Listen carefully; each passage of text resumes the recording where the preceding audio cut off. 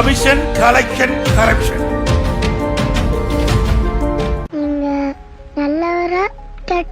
நான் யார சொல்றேன் தெரியுமா? நம்ம அமைச்சர் பிடிஆர். அட நல்ல மனுஷன் தானே, அவர் என்னப்பா தப்பு செஞ்சாருன்னு நீங்க கேப்பீங்க. நல்லா பேசுறவங்க நல்லவங்கடா. மக்கள் மத்தியில இவருக்குன்னு தனி மரியாதை இருந்தாலும் ஐயா இருக்கிற கட்சியிலேயே அவருக்கு கொஞ்சம் கூட மரியாதை இல்ல. இப்போ ஐயா செஞ்சதையும் செய்யாததையும் சொல்றேன் கேளுங்க. மதுரை மாவட்டத்துல மக்கள் பிரச்சனைன்னு லிஸ்ட் போட்டா ஊரு வட்டது இருக்கும். ஆனா மதுரை மத்திய தொகுதி எம்எல்ஏவா இருக்கிற பழனிவேல் தியாகராஜனுக்கு மக்கள் பிரச்சனைய பார்க்க டைம் இல்ல. ஆனா வருங்கால முதல்வர் இன்பநிதிய ஏர்போர்ட்ல பிக்கப் பண்றதுக்கு மட்டும் டைம் இருக்கா? என்ன சார் நியாயம் இது? இவர் எம்எல்ஏ மட்டுமா, அமைச்சரும் தானே.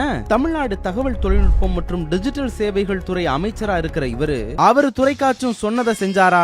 அதுவும் இல்ல. ஆம்பூர் வாணியம்பாடியில ஐடி பூங்காக்கள், வேலூர்ல ஐடி பூங்கா, நீலகிரியில ஐடி தொழில்நுட்ப பூங்கா, ஈரோட்டுல டைடல் நியோ ஐடி பூங்கா, கடலூர்ல ஐடி பூங்கான்னு இதெல்லாம் திமுக ஆட்சிக்கு வர்றதுக்கு முன்னாடி கொடுத்த வாக்குறுதிகள். ஆனா ஐயா துறையில இதெல்லாம் கனவுல கூட நடக்கல. ஏங்க இதெல்லாம் செய்யலன்னு கேட்டா ஐடி துறைக்கு போதிய நிதி இல்லன்னு அவங்க கட்சிய பத்தியே அவரே வெளிப்படையா போட்டு கொடுத்தாரு. அதுக்கப்புறம் ஐயாவை ஒரு ஓரத்துல வச்சுட்டாரு முதல்வர் ஸ்டாலின். இது மட்டுமா, நிதியமைச்சரா இருந்த பிடிஆர் இப்போ தகவல் தொழில்நுட்ப அமைச்சரா இருக்கிறதுக்கு காரணம் என்ன தெரியுமா? ஸ்டாலின் மகன் உதயநிதியும் அவரோட மருமகன் சபரீசனும் 30,000 கோடி ரூபாய் சம்பாதிச்சாங்கன்னு பிடிஆர் வாய விட்டார். இந்த ஆடியோ எப்படியோ லீக் ஆக கம்பெனி சீக்கிரட்டையே வெளியே சொல்லுவியான்னு ஐடி துறைக்கு தூக்கி போட்டாங்க. இதுக்கு தான் சொன்னேன், ஐயா நல்லவரா கெட்டவரான்னு அவங்க கட்சிக்கே தெரியல.